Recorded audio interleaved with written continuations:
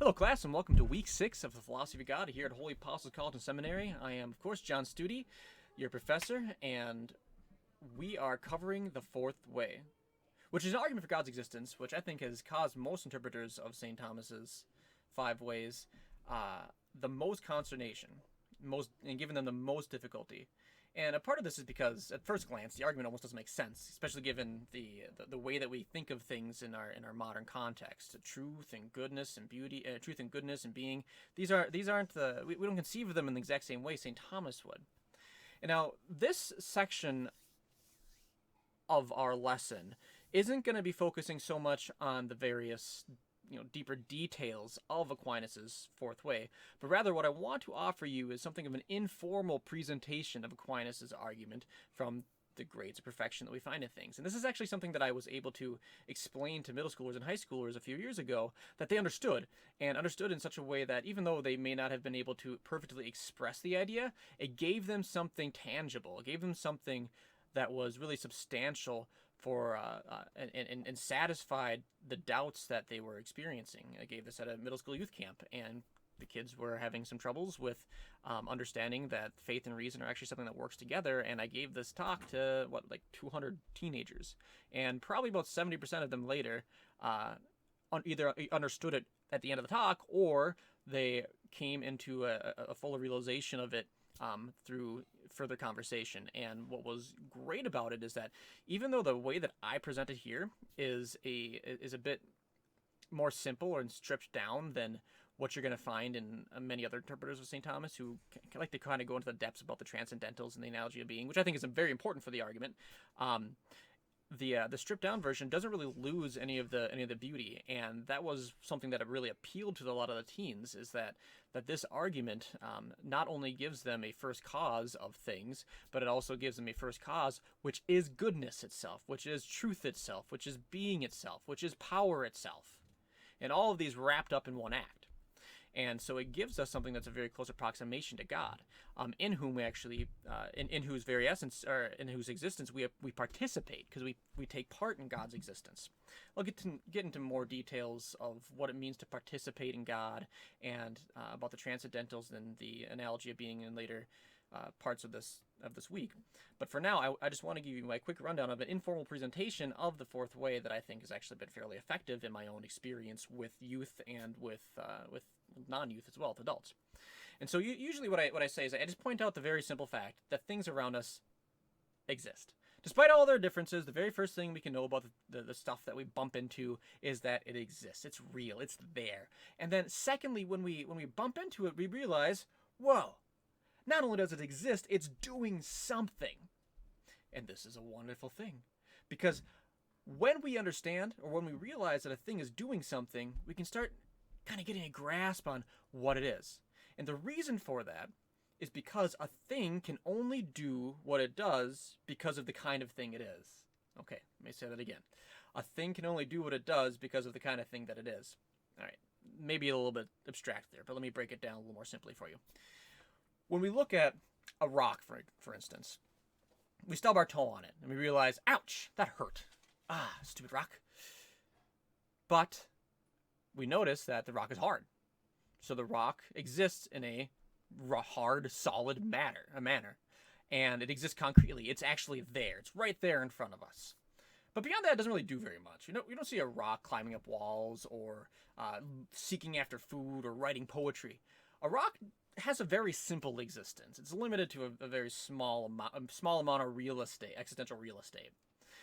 But then later on the road, we kick our toe, we cry, and then our pet cat, Mr. Mittens, comes up and comforts us. He crawls into our lap, jumps up on us, and starts purring. We pet its head, and we give him a hug, and his nice, cute little face is easy to scritch and scratch. And then he rests gently on our lap to try to comfort us in our time of need, until he gets tired of you, and then instead decides to claw into your skin as he runs off of your lap to chase after whatever else has caught his interest next.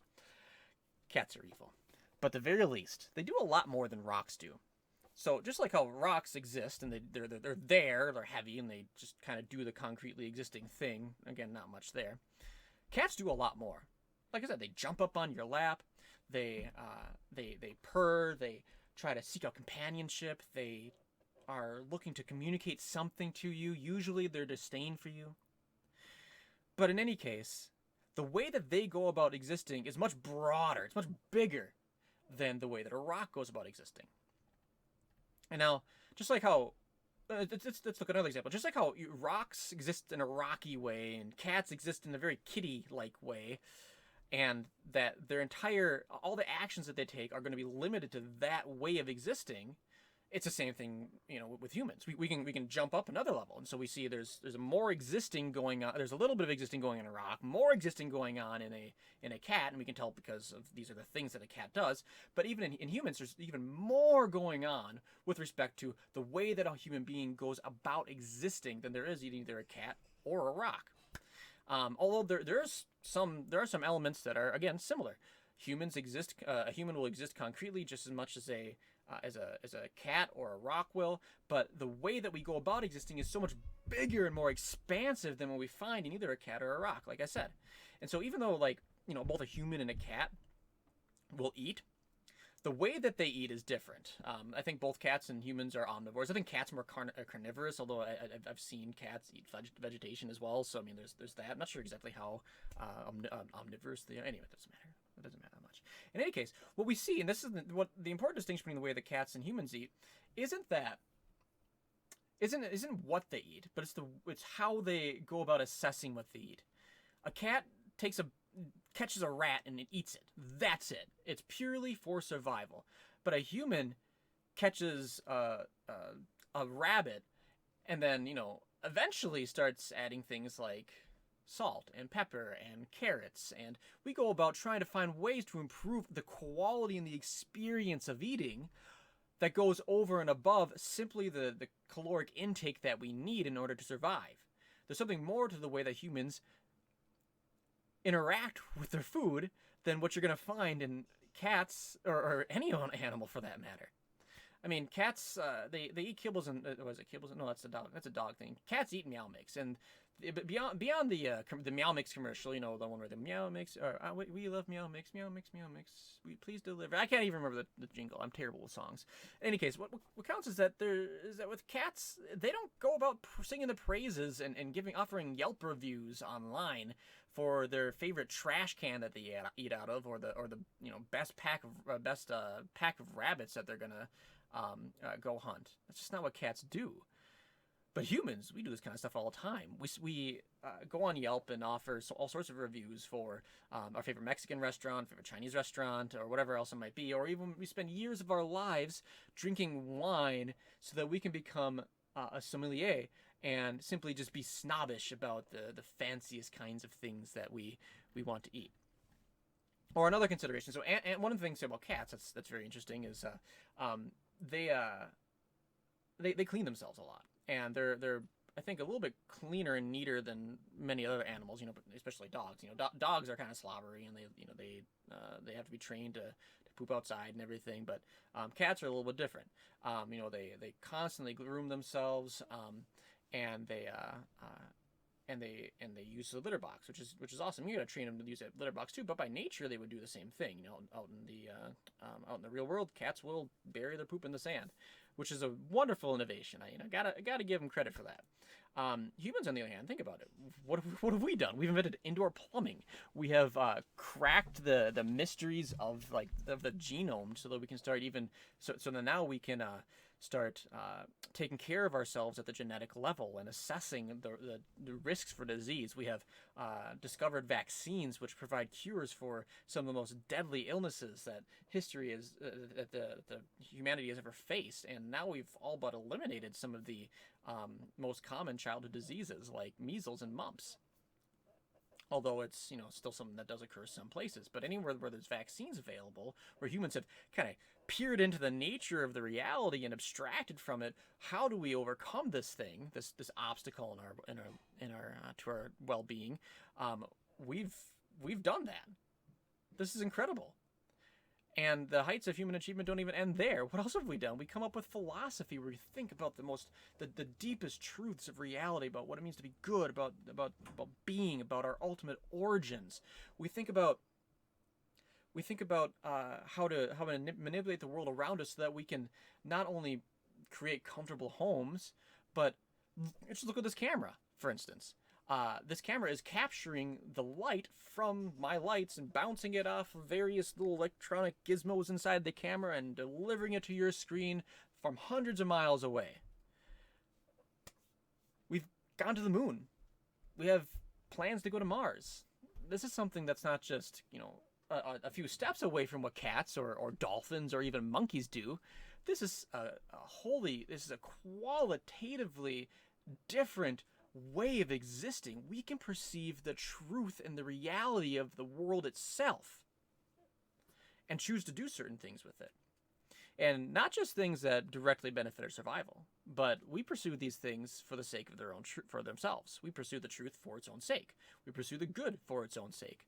And even more, we have this call to something that pulls us out beyond ourselves. And because of this, we've responded to that pull with all the various religions in the world where we're trying to recognize that there's something beyond us. There's a mystery to the universe that calls out to us to produce art, to learn about the world, to live for one another in a self-sacrificial manner. That's the beauty of humanity. What have cats done? Well, again, in the 50 million years or whatever cats have been around, they've learned how to bury the poop in the sand. Congratulations, Mr. Mittens. Now, along every step in the way in this reflection, we have a few insights about the nature of things around us. First is that cats, dogs, and humans, and every other kind of being for that matter, share one common trait. What is that? Well, it's that they all exist, and they exist in this concrete way. But existence doesn't just end there. It makes if they exist, yes, it constitutes them as a real thing, in reality. But that's not it. We find that all these things also exist in more or less fulsome ways. Some things exist in a more expansive way than others. And when we reflect on the notion of this first notion of existence, we see that existence itself isn't limited to either, existing as a cat, existing as a dog, existing as a human. But existence itself has this unlimited scope, that it doesn't have any constraints on what it means or the kind of perfections that could be realized within this concept of existence. And so when we look at these things, rocks, cats, dogs, trees, monkeys, sea cucumbers, humans, we all see that they more or less approach that fullness of being. Whether or not something actually instantiates that fullness of being is a question we haven't quite arrived at yet. But we can say that everything that we experience more or less approaches this maximum of what it means to exist, of this fullness of the perfections of being. But again, we look at the things in our world, cats, dogs, rocks, books, humans, and they all exist, and they all go about existing in a way that's limited. A cat isn't going to create a nuclear bomb, which is good, because if they did, then the world would be doomed. A rock isn't going to jump up on your lap and start purring and trying to comfort you. And if it does, we've got some serious problems on our hands. Everything is limited to everything we experience is limited to a particular kind of existing. But what is it about this? But with existence itself, it's something that's unlimited. And so how do we find that is the case in the world, that things exist, but they exist in limited ways, but existence is something that can be more fully realized in real things? Well, the reason for this is that if existence, or if the things we find in the world are limited to the thing, to existing in a particular manner, then then what limits existence is the kind of thing that it is. And here's what I mean by that. So a thing can never be limited by more of the same thing. Take water, for instance. You've got water. You don't make a particular pool, by pouring more water into the same pool of water that you already have. No, you need to erect a fence somehow. You need to drop some concrete slabs in there, and then you section off a part of that water to be like, this is my pool area, stay out. Or the same thing, a field. You got a field. You don't limit a field by adding more field. What would that even mean? Rather, you have to take something from outside of it and kind of box in a particular area. And the more expansive your fence, the bigger piece of property or real estate that you're going to have. And so in the same way, each thing's nature is more or less expansive in that it allows for more of those perfections of existence to become manifest in a concrete thing. So again, a rock has a very small bit of real estate in existence. A cat's existential real estate is even bigger. A human's existential real estate is even much larger than that. And so that's where we see this more and less coming in and being compared to the maximum. And the greatest thing, of course, the greater a thing is, the more closely it resembles that maximum. But again, you can't limit a thing by giving more of the same kind or the same thing. But what about existence? So we see things whose existence is limited.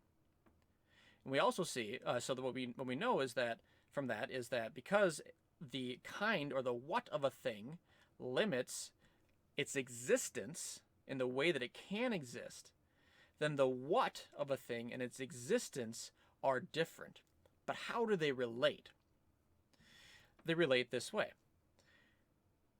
They relate as the fence or the smaller yard is to the infinite field, insofar as it's a section off from what the fullness of the field could be. And let me rephrase that.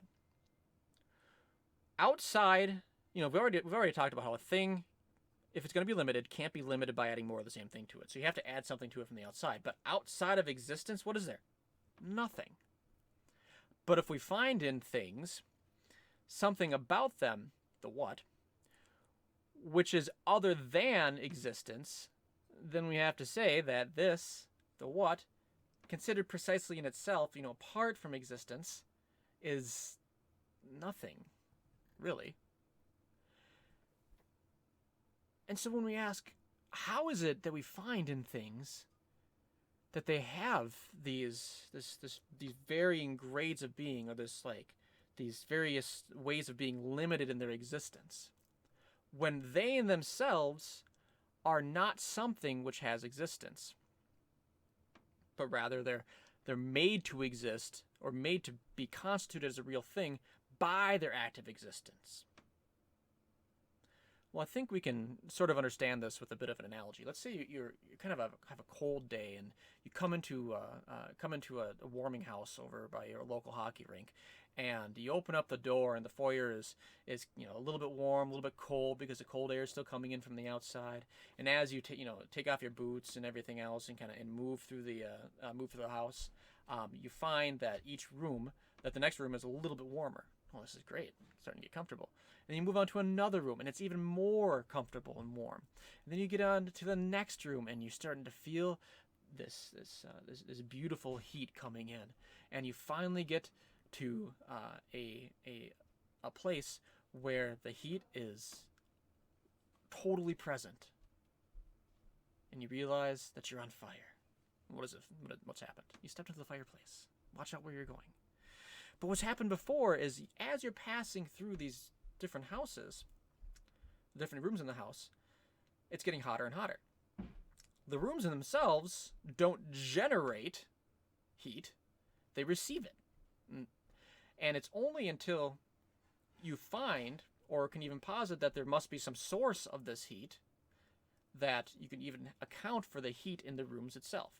Similarly, with all the things in our experience, what we find is that in themselves, that part of them that limits their mode or way of existing to a particular range of existence is in itself nothing. And that the only way we could find these things existing in reality would be if they are receiving existence and being caused to exist by something whose very nature it is to exist. Just like how in the room, the heat is caused by the fire whose nature it is to be hot. And so because we see these things existing in various degrees in our world, and we see that they are limited in their existence by something other than existence, its nature or its form or its whatness, which in itself is considered to be nothing, and can do nothing, we have to conclude that what causes these things to exist at all is something in whom essence or nature and existence are identical. What it means to be this thing is to exist in an unlimited and unbounded and complete and perfect way. And for reasons that we'll discuss shortly, not only is this thing the concrete act of existence in its infinite fullness, but it also has to be the concrete act of goodness, the concrete act of truth, the concrete act of power, and the concrete act of perfection in a perfect and most fulsome and infinite way. Because whatever exists is somehow true. Again, think about a rock. There's only so much you can know about a rock. There's a lot more you can know about a cat. There's a lot more going on, scientifically speaking, in terms of what we can investigate about a cat's nature than there is about a rock's nature. And the same thing about a human nature. A human has so much more that can be known about it than what you can find in a cat or a rock. Similarly, this thing that concretely exists with the fullness of all the perfections of existence is infinite truth itself. And so, in the same thing with power, everything that exists is limited in what it can do according to the way that it exists. And if this first cause of existence exists in an unlimited and fulsome manner, then its power is also unlimited and has nothing outside of its scope, nothing outside of its boundaries that it cannot do insofar as it's metaphysically possible. And so we have a thing that not only causes existence in all other things, but is itself the very, very ground and is by nature an infinite act of existence, subsisting concretely in the world, or concretely somewhere, or existing concretely. And it's also goodness itself, and being itself, and truth itself, and nobility itself. Sounds an awful lot like God. And I think it's pretty fair to say that because of the way that things act and exist in the world, we can say that God exists. Now, the details of this argument, I think, are more or less contained in what I just presented. But in later sections of this week, I'm going to be talking about the notion, Aquinas' notion of analogy, the transcendentals, and his notion of participation, all of which are aspects of this fourth way, which will help us understand how this argument works and why I actually think it's probably one of Aquinas' strongest arguments for God's existence. And now, I recognize that this may have been difficult, although I think that all of you are more than capable of more or less understanding what's going on in this argument. But at the very least, it shouldn't be nearly as confusing as the way that I think McInerney puts it, or the way that many other interpreters of Aquinas present the fourth way. And it's simply because we find that there are things that exist in the world which are limited in their being, and if they're limited in their being, that means that there is a real distinction between their essence and their existence. And as we've talked about ad nauseum in this course, if there is a distinction between a thing's essence and a thing's existence, and this thing's essence cannot account for why it exists, and then its existence has to be caused in it at all times by something whose nature is existence. Because in order to make something which was previously nothing exist, you have to have the ability to move between the contraries of nothing and being. And how far is that distance? It's infinite. You have to have there's an infinite gulf between existing and not existing. And so whatever brings a thing into existence from nothing, which is exactly what we have in all five of St. Thomas's ways, or causes it to exist, if we assume that something has existed eternally, aside from the first cause, that first cause must, in itself, be something unlimited, because again, whatever a thing does tells us exactly what it is. And because it causes existence in things without presupposing anything else, it itself must have the an infinite ability, an infinite being in order to produce that infinite effect. Now, if you guys have any questions on this particular portion, let me know. But again, I'll be covering some more of the details of the doctrine of analogy and the doctrine of the transcendentals and the doctrine of participation in St. Thomas Aquinas and how that relates to the fourth way, as well as some of his other metaphysical considerations about the existence and nature of God. Thank you.